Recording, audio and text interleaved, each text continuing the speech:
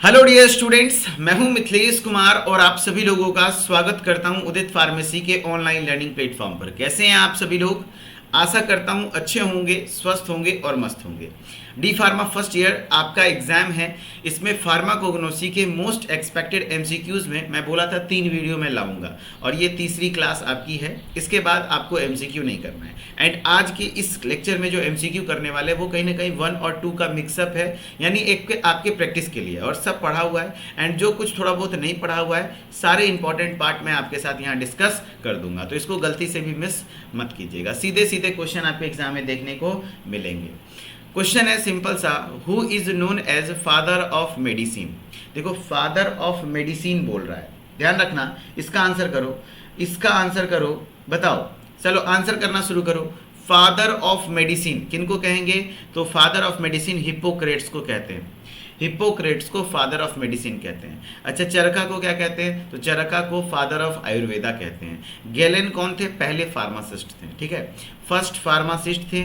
ये first pharmacist थे और ये फादर ऑफ आयुर्वेदा, ठीक है। हाँ, pharmacognosy is the study of, pharmacognosy किस चीज की स्टडी है? ड्रग इंटरेक्शन, ड्रग फॉर्मुलेशन, या crude drug and their sources, या ड्रग सिंथेसिस। तो फार्माकोग्नोसी स्टडी हो जाएगा क्रूड ड्रग्स की स्टडी, क्रूड ड्रग्स की स्टडी, है ना। बहुत बढ़िया। फिर है which of the following is a taxonomical classification of crude drug. इसमें से कौन सा टेक्सोनॉमिकल क्लासिफिकेशन होगा, बताओ। बेस्ड ऑन केमिकल कॉन्स्टिट्यूएंट, नहीं, ये केमिकल कॉन्स्टिट्यूएंट के आधार पर तो होगा, तो वो केमिकल क्लासिफिकेशन हो जाएगा, ये नहीं होगा। Based on therapeutic application, therapeutic application मतलब हो गया कि उसका क्या फार्माकोलॉजिकल एक्शन है, तो वो फार्माकोलॉजिकल इफेक्ट क्लासिफिकेशन हो गया। बोटेनिकल हायरार्की, हाँ, जैसे कि आपका मान लिया जाए, इसी को बोटेनिकल क्लासिफिकेशन भी कहते हैं। प्लांट किस फैमिली से बिलोंग कर रहा है, किस जीनस से, किस ऑर्डर से, किस फाइलम से, इस चीज़ को हम लोग टेक्सोनॉमिकल क्लासिफिकेशन कहते हैं। Glycoside are mainly composed of, glycoside mainly किसी से बना होता है? तो एक शुगर और दूसरा नॉन शुगर मॉलिक्यूल। तो देखो क्या लिखा है, शुगर एंड नॉन शुगर, यहाँ नॉन हो जाएगा, नॉन शुगर पार्ट से मिलकर बना होता है ग्लाइकोसाइड्स, ठीक है। हाँ, देखो लिखा है ना, ग्लाइकोसाइड्स शुगर जिसको ग्लाइकॉन कहते हैं, नॉन शुगर यानी ए ग्लाइकॉन कहते हैं, ठीक है। Example of A volatile oil containing drug, volatile oil containing drug का एग्जाम्पल क्या है? Volatile oil containing drug, volatile oil किस में होता है? तो जिंजर, आपका जिंजर में वोलेटाइल ऑयल हो जाएगा यहाँ पर, ठीक है, जिंजर, ठीक है। चलो नेक्स्ट क्वेश्चन है, which of the following drugs act as laxative. इसमें से लेग्जेटिव की तरह कौन काम करता है? एग्जाम में मेरे को लग रहा है ये सवाल 100% आएगा। तो लेग्जेटिव का ट्रिक हमने बताया हुआ है कि जितने भी SI होते हैं वो AC में बैठते हैं, तो उनको कॉन्स्टिपेशन होता है तो लेग्जेटिव देते हैं, ठीक है। S सेना ऑप्शन में नहीं है, I फॉर इसबगोला ऑप्शन में नहीं है, A for alloy yes option में है, तो एलॉय क्या हो जाएगा आपका? लेग्जेटिव्स हो जाएगा, ठीक है। बेलाडोना क्या हो जाएगा सर? तो आपका बेलाडोना आपके नर्वस सिस्टम पर काम करता है। ओपियम मॉर्फिन पाया जाता है। डिजिटलिस ये कार्डियोटोनिक ड्रग है, ठीक है। हाँ, तो देखो लेग्जेटिव्स में आपका एलॉय, कैस्टर ऑयल, इसबगोला सेना। ये चैप्टर 5 वाला जो चार्ट है, इसको अगर आप पढ़े हैं तो सीधा सीधा क्वेश्चन आपको यहाँ से देखने को मिलेगा। Which of the following drug is used as cardiotonic, इसमें से कौन सा, है ना, है ना। चलो चलो फटाफट से बताओ, है ना, कि which of the following used as cardiotonic, इसमें से कार्डियोटोनिक ड्रग कौन सा है? कार्डियोटोनिक जिंजर, है ना, जिंजर, अर्जुना, क्या कहते हैं, इस्पागुला, या तो हायोसाइमस। बताओ कि आपका इसका एग्जाम्पल क्या हो जाएगा, आंसर बताओ फटाफट से, आंसर सभी लोग बताओ। वेरी गुड, बहुत बढ़िया। तो which of the following used as cardiotonic, तो कार्डियोटोनिक के तरीके से कौन काम करता है? तो कार्डियोटोनिक के तरीके से आपका काम हो जाएगा अर्जुना। मैंने बताया था कार्डियोटोनिक के जो कार्डियो के डॉक्टर होते हैं वो दादा का उम्र हो जाता है। D for digitalis, A for Arjuna. Which of the following drug is classified as a carminatives, इसमें से कौन सा ड्रग्स कार्बोनेटिव्स के तौर पर यूज होता है? कार्बोनेटिव्स, तो कार्बोनेटिव्स ऐसे ड्रग्स होते हैं जो कि गैस पास करवाता है। एंड गैस पास करवाने वाले जो ड्रग आपका किचन का सामान, अगर जो किचन वाला है, समझ जाओ मसाला वगैरह, तो वो सब है कार्बोनेटिव्स। कैस्टर ऑयल तो नहीं होगा, ये तो लेग्जेटिव होता है। आपका सिनेमन, सिनेमन मतलब होता है दालचीनी, हाँ, तो आंसर हो जाएगा B। देखो कितने सारे बच्चे आंसर कर रहे हैं, वेरी गुड, बहुत अच्छा है, इसी तरह से आंसर करिए। The chemical constituent mainly responsible for the effect of digitalis. Digitalis में कौन सा ऐसा केमिकल कॉन्स्टिट्यूएंट है जो कि इसके इफेक्ट के लिए रिस्पॉन्सिबल है? तो आंसर हो जाएगा ग्लाइकोसाइड्स। इसके अंदर ग्लाइकोसाइड्स पाया जाता है। इसके अंदर क्या पाया जाता है? ग्लाइकोसाइड्स पाया जाता है। Very good. अब नेक्स्ट है आपका belladonna is primarily used as. Belladonna को प्रीमियरली किस तरीके से यूज करते हैं? तो belladonna is primarily used as किस तरीके से? डायूरेटिक। बताओ। तो नहीं, बेलेडोना आपका कहीं ना कहीं आपका नर्वीन, एंटीटोसिसिव या एंटीसेप्टिक्स। तो बेलेडोना आपका नर्वीन के तरीके से इस्तेमाल होगा, यानी कि आपके नर्वस सिस्टम पर काम करता है। Which drug is used for treating hypertension. Hypertension यानी high blood pressure. High blood pressure को ट्रीट करने के लिए कौन सी दवा का इस्तेमाल करते हैं? हाई ब्लड प्रेशर को ट्रीट करने के लिए तो रोअल्फिया। आंसर क्या हो जाएगा? रोअल्फिया।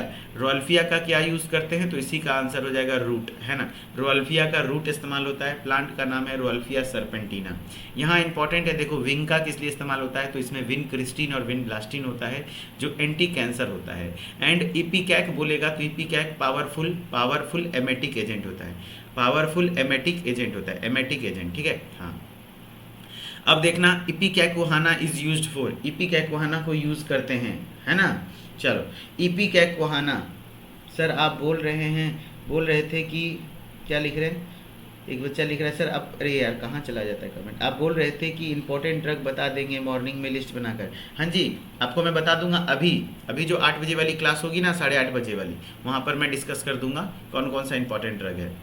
इपीकैकोहाना is used for astringent action, anti diabetic, anti dysenteric या एंटी मलेरियल। तो जो इपीकैकोहाना होता है ये एंटी डायसेंट्रिक होता है, एंटी डायसेंट्रिक, ठीक है। हाँ, डिसेंट्री के ट्रीटमेंट में इस्तेमाल होता है। Turmeric is used for its. Turmeric किस चीज़ के लिए इस्तेमाल होता है ना। तो आपका हो जाएगा क्या? टर्मेरिक इस्तेमाल होता है आपका किस चीज़ के लिए? तो याद रखना एंटीसेप्टिक्स, एंटीसेप्टिक प्रॉपर्टी। आपको मैं बता देता हूँ, सभी लोग ध्यान रख लेना कि इंपॉर्टेंट ड्रग की मैं बात करूँ तो एक रोअल्फिया मेरा दिल कहता है कि इस बार आएगा, दूसरा ओपियम कह रहा है कि आएगा, है ना, और तीसरा एलॉय कह रहा है मेरा कि आएगा, है ना। ये 3 गो ड्रग आप कम से कम जरूर पढ़ के जाना। क्या क्या? रोअल्फिया, ओपियम, एलॉय, ठीक है। आगे और भी ड्रग्स मैं बताऊंगा, लेकिन ये 3 ड्रग्स सब लोग जरूर पढ़ के आए। और एक विंका को मत छोड़ना, विंका को मत छोड़ना, डिजिटैलिस को मत छोड़ना, डिजिटैलिस, है ना, डिजिटैलिस को मत छोड़ना। ये कुछ ड्रग्स हैं जो कि मैं इंपॉर्टेंट बता दे रहा हूँ। यहाँ में से आपको कम से कम देखने को मिलेंगे 1 से 2 ड्रग तो पक्का देखने को मिलेगा। क्या क्या? रोअल्फिया, ओपियम, एलॉय, विंका, डिजिटैलिस। किसको किसको ये याद है ना, है ना। और एक बेलेडोना, एक बच्चा बोल रहा है हाँ बेलेडोना, इसीलिए तो मैं बोला सिलेबस देख के मैं बताऊंगा क्या इंपॉर्टेंट है और थोड़ा सा, है ना। हाँ, याद है ना, वेरी गुड। हाँ, रोअल्फिया का रोअल्फिया सर्पेंटिना, ओपियम का पेपेबर सोमनिफेरम, एलॉय का aloe perryi, aloe barbadensis, aloe ferox, vinca का कैथेरेंथस रोजियस, डिजिटैलिस का डिजिटैलिस पर्प्यूरिया, बेलेडोना का atropa belladonna. Very good Simran, बहुत बढ़िया। नेक्स्ट है artemisia is known as. Artemisia, है ना। कोई बोला अगर कुछ भी लिख के आ जाए भाई, अंतिम चांस क्या है, यही ना, टॉपिक से रिलेटेड ही तो लिखोगे। आर्टिमीसिया इज नोन फॉर इट्स। बताओ, इतना खराब हालत कर लिया अपना, पढ़ना चाहिए था शुरू से। आर्टिमीसिया किस चीज़ के लिए इस्तेमाल होता है? तो याद करो, कोना में हम लोग आर्ट बनाएंगे। कब? जब मलेरिया हो जाएगा। तो एंटी मलेरियल में क्या हो जाएगा? कोना में आर्ट, यानी एंटी मलेरियल सिंकोना और आर्टिमीसिया होता है ना। हाँ, उसी के साथ एरगट एग्जाम्पल है किस चीज़ का? बताओ, एंटी हाइपरटेंसिव का, ऑक्सीटोसिक या नर्वीन का। तो एरगट जो होता है वो ऑक्सीटोसिक ड्रग का एग्जाम्पल है। ऑक्सीटोसिक किसका एग्जाम्पल है? ऑक्सीटोसिक ड्रग का है, ठीक है। हाँ, देखो ऑक्सीटोसिक होता है ergot. Which of the following contents alkaloid. इसमें से किस में अल्कलॉइड पाया जाता है? तो अल्कलॉइड ओपियम में, अगार या कॉड लिवर ऑयल या क्योलिन। तो ओपियम में आपका अल्कलॉइड होता है। ओपियम में मॉर्फिन नाम का अल्कलॉइड होता है। क्या होता है?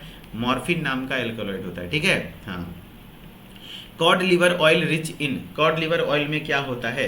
तो मैंने बताया था, शार्क लिवर ऑयल बोलेगा तो इसमें आपका विटामिन ए, जबकि कॉड में तो विटामिन ए एंड डी दोनों, और इसी में ओमेगा 3 फैटी एसिड भी होता है, ठीक है। वैसे तो दोनों में होता है ओमेगा 3 फैटी एसिड, ज़्यादा लेकिन कॉड में होता है। तो विटामिन ए और डी आंसर हो जाएगा। क्या हो जाएगा? Vitamin A and D. Very good. Next है डायूरेटिक्स इंक्लूड। डायूरेटिक्स याद करो, पेशाब करवाता है। और पेशाब किसको? याद करो, जीकेपी, गोरखपुरिया, पुनपुन। जितने भी गोरखपुरिया सब है ना, उसको पुनपुन करके पेशाब लगता है। यानी डायूरेटिक्स में गोरखपुरिया यानी गोखरू और पुनर्नावा, गोखरू और पुनर्नावा। तो देखो ऑप्शन में गोखरू है, मार दो डायूरेटिक्स में गोखरू, है ना। हाँ चलो, डायूरेटिक्स में गोखरू, बहुत बढ़िया। Which is used as pharmaceutical aid. इसमें से कौन सा फार्मास्यूटिकल एड के तरीके से इस्तेमाल होता है? इसमें से कौन सा pharmaceutical aid, pharmaceutical aid, pharmaceutical aid के तौर पर क्या इस्तेमाल होता है? तो फार्मास्यूटिकल एड ध्यान रखना, ट्रेगाकेंथ, नहीं, है ना, जिम्नेमा, इफेट्रा या बेंजोइन। तो ट्रेगाकेंथ बाइंडिंग एजेंट के तौर पर, गम है एक प्रकार का, वो इस्तेमाल होता है। ठीक है। Which plant fibre is used for surgical dressing. Surgical dressing के लिए कौन सा प्लांट फाइबर इस्तेमाल होता है? नीम, कॉटन, ग्वारगम या तो टी लीव्स। ध्यान रखना। तो कॉटन का जो सर्जिकल ड्रेसिंग में इस्तेमाल होता है, ड्रेसिंग मतलब समझ रहे हो ना, कॉटन वगैरह से ड्रेसिंग करते हैं ताकि खून ना बहे और घाव वगैरह सूख जाए, है ना, इन्फेक्शन ना हो। विच of the following used in Ayurveda prepare असावा। असावा के प्रिपरेशन में किसकी जरूरत पड़ती है? तो असावा आयुर्वेदा में ना जैसे होता है ना, असावा सिरप के जैसा होता है ना। जैसे आपका एलोपैथिक में सिरप है, वैसे ही आयुर्वेदा में असावा एक हर्बल फॉर्मुलेशन है, आयुर्वेदिक फॉर्मुलेशन है। तो ये अल्कोहलिक फर्मेंटेशन से बनता है। किससे बनता है? अल्कोहलिक फर्मेंटेशन से। किससे बनता है बताओ? असावा याद रख लेना, अल्कोहलिक फर्मेंटेशन से। ये अल्कोहलिक फर्मेंटेशन से बनता है। असावा किससे बनता है? अल्कोहलिक फर्मेंटेशन से बनता है। अल्कोहलिक फर्मेंटेशन से बनता है। Very good. नेक्स्ट है, विच सिस्टम यूज तैला फॉर्मुलेशन। बताओ, तैला, तैला, चूर्णा, भस्मा, ये सब किस में बनाया जाता है? तो आयुर्वेदा में। तैला, गुटिका, भस्मा, है ना, असावा, अरिस्टा, ये सब कहाँ बनता है? आपका आयुर्वेदा में बनता है। चलो, which formulation is a semi solid and prepared by trituration of herb. इसमें से कौन सा सेमी सॉलिड है? तो सेमी सॉलिड कौन सा होता है? तो लेह, असावा, अरिस्टा या भस्मा। तो सेमी सॉलिड होता है क्या? लेह। लेह को हम लोग सेमी सॉलिड, जैसे क्रीम पेस्ट होता है वैसे आयुर्वेदा में उसको लेह कहते हैं। लेह फॉर्मुलेशन है। ठीक है, याद कर लो, असावा तो लिक्विड होता है। ठीक है। हाँ, भस्मा इज प्रिपेयर्ड बाय। भस्मा कैसे तैयार होता है? तो इंसिनरेशन। इंसिनरेशन, अरे भाई कोई भी चीज़ को जला करके भस्म उसको राख कर देंगे तब उससे प्राप्त होगा, तो वही इंसिनरेशन मतलब वही होता है।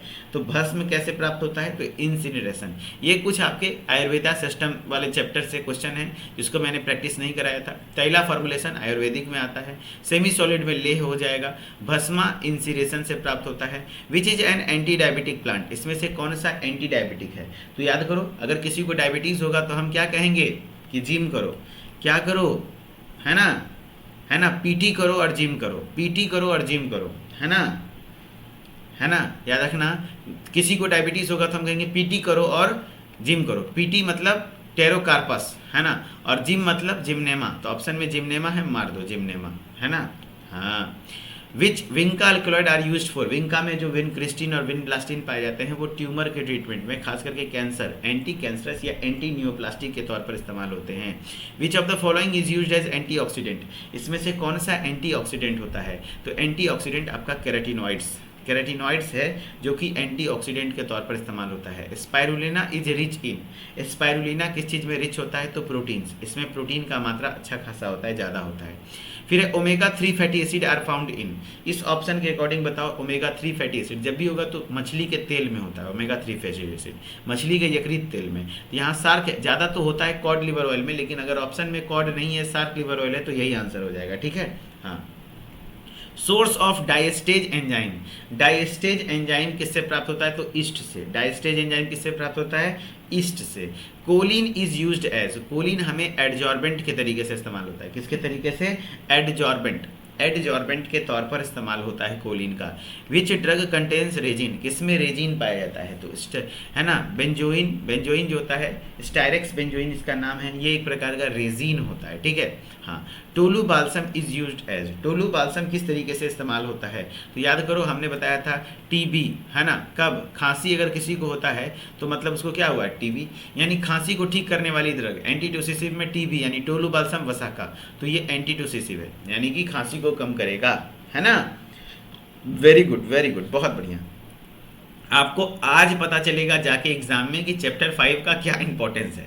जब आप देखोगे ना पूरा पेपर में सब जगह खाली चैप्टर 5 का ही क्वेश्चन भरा हुआ है ना। 1 to 5 से पेपर में आपके 90% क्वेश्चन आ जाते हैं, 90%। समझ रहे बात को, इसीलिए मैं बार बार पढ़ाया हूँ, है ना। हाँ, एसोफेटिडा इज क्लासिफाइड एज एसोफेटिडा। और जो पार्ट आपका नहीं पढ़ाया हुआ था ना वो अभी पढ़ाऊंगा, है ना। अभी वन शॉट में पढ़ा दूंगा आयुर्वेदिक वगैरह से जो पूछा जाता है, ठीक है।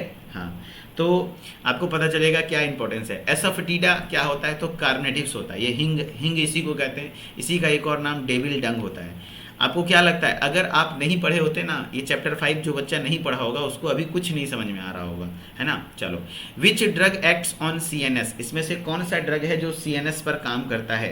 सीएनएस सेंट्रल नर्वस सिस्टम पे काम करता है, तो सीएनएस पे काम करने वाला ड्रग इफेड्रा है। इफेड्रा। सेकेंड ईयर में ये गलती आप लोग मत कीजिएगा। आप लोगों से मैं यही रिक्वेस्ट करूंगा ना कि ये गलती नहीं कीजिए। कोई भी एक टीचर को सेलेक्ट कीजिए और शुरू से 1-1, 2-2 घंटा डेली पढ़िएगा। हंसते खेलते पढ़ते रहिएगा, सिलेबस तैयारी हो जाएगी पूरी। एंड लास्ट में क्रैश कोर्स में रिवीजन हो जाता है, वन शॉट में रिवीजन हो जाता है। Tea leaves content, second year में सारे सब्जेक्ट आपके लिए नए होंगे, है ना। हाँ, टी लीव्स में क्या होता है, टेनिन। टी लीव्स में टेनिन, ठीक है। और वहाँ फार्माकोलॉजी जैसा सब्जेक्ट समुंदर है वो सब्जेक्ट, लेकिन उसमें भी मैं जो बताया था वो पूरा पेपर मैच कर गया। कोलॉजी मैं पढ़ाया था सेकेंड ईयर में, आप लोग को भी मैं ही पढ़ाऊंगा। नीम इज यूज्ड फॉर इट्स, नीम को किसके लिए इस्तेमाल करते हैं, तो एंटीसेप्टिक प्रॉपर्टी, है ना। Antiseptic property. कोग्नोसी में डर रहे हो ना, आप एग्जाम दे के आओ। अगर थोड़ा सा भी पढ़े होगे जैसे जैसे बताए हैं, आप सबका एग्जाम भले खराब जाए, लेकिन जो मेरे तरीके से पढ़ा होगा उसका एग्जाम बहुत अच्छा जाएगा। और सबसे ज़्यादा नंबर, ऑब्जेक्टिव भी आप सबसे ज़्यादा सही करके आओगे, है ना। बस महादेव की कृपा हो, भगवान का नाम लेते रहिएगा, है ना। बस मिर इज यूज्ड एज, मिर, है ना। मिर, अगर नसीबे खराब हुआ, क्वेश्चन ही एकदम ऐसे वैसे सेट कर दिया, तब तो बात की बता दे। जो पैटर्न है उसके आधार पर बता रहा हूँ, लेकिन ऐसा कुछ होता नहीं है बीटीयूपी में। बीटीयूपी में क्वेश्चन ऑलवेज नॉर्मल ही आते हैं अपने पैटर्न पर, है ना। मिर इज यूज्ड एज, मेरा दावा है कि आप सबसे ज़्यादा ऑब्जेक्टिव कोग्नोसी में सही करके आएंगे। मिर इज यूज्ड एज, बताओ, लेक्सेटिव नहीं, तो डिसइंफेक्टेंट, यस, एंटीसेप्टिक्स और disinfectant, very good. Herbal formulation commonly used as a syrup, बताओ। हर्बल फॉर्मुलेशन जो सिरप के तौर पर इस्तेमाल होता है। हर्बल मतलब क्या हुआ, बताओ भैया, आयुर्वेदिक। और आयुर्वेदिक में आपका क्या, जो मैंने सिरप के तौर पर होता है अरिस्टा। गुटिका तो टैबलेट के तौर पर हो जाता है, देखो गुटिका यानी टैबलेट, है ना। और लेह क्या हो जाता है, सेमी सॉलिड। भस्मा तो आपका हो जाता है, ठीक है। चलो, the therapeutic activity of alkaloid mainly due to their, alkaloid का जो थेरेपेटिक एक्टिविटी है वो क्यों है, क्योंकि उसमें नाइट्रोजन प्रेजेंट है। मेनली वो नाइट्रोजन कंटेनिंग हाइड्रोसाइक्लिक कंपाउंड होता है ना। Which of the following is used as health food supplement, इसमें से हेल्थ फूड सप्लीमेंट कौन सा है, हेल्थ फूड सप्लीमेंट। तो हेल्थ फूड सप्लीमेंट आपका प्रोबायोटिक्स होता है। क्या होता है, प्रोबायोटिक्स होता है health food supplements. Health food supplement में क्या होता है, प्रोबायोटिक्स होता है, ध्यान रखना। हाँ, प्रोबायोटिक्स होते हैं क्या, गुड बैक्टीरिया। जैसे कि दही खाते हो ना, दही में आपका क्या है बताओ, है ना। दही क्या हो जाएगा आपका, उसमें लैक्टोबैसिलस बैक्टीरिया है, हमारे लिए अच्छा होता है। चलो, तो फाइनली आपका खत्म होता है MCQ। एंड यहाँ से मैं कहूँगा सर गुड लक, है ना। आप सभी लोगों को बहुत बहुत बेस्ट विशेष, एग्जाम अच्छा जाए, है ना। Wish you all the best. कोई दिक्कत नहीं होगा, आप टेंशन ना लीजिए। एंड हम लोगों का मेहनत रंग लाएगा, रंग लाता रहा है, आएगा, है ना। जो लास्ट डे पढ़ता है उसका लास्ट डे जैसा ही पेपर जाता है, लेकिन जो शुरू से पढ़ रहा है उसका अच्छा जाएगा, टेंशन नहीं लेना है। उन्हीं के लिए ये रिवीजन वरदान होता है, ठीक है। चलो, Mithilesh sir official Instagram ID है, वहाँ से भी आप जुड़े रहिएगा ताकि आपको सारी अपडेट्स हमारे मिलते रहें एग्जाम से related. Okay, thank you so much. फिर मिलते हैं नेक्स्ट क्लास में। Okay, bye bye, take care, love you. फिर मिलते हैं नेक्स्ट क्लास में। Okay, thank you, good luck. Papaya भाई हेल्थ सप्लीमेंट में थोड़ी होता है, वो एंजाइम में आता है। सप्लीमेंट मतलब है कि आपका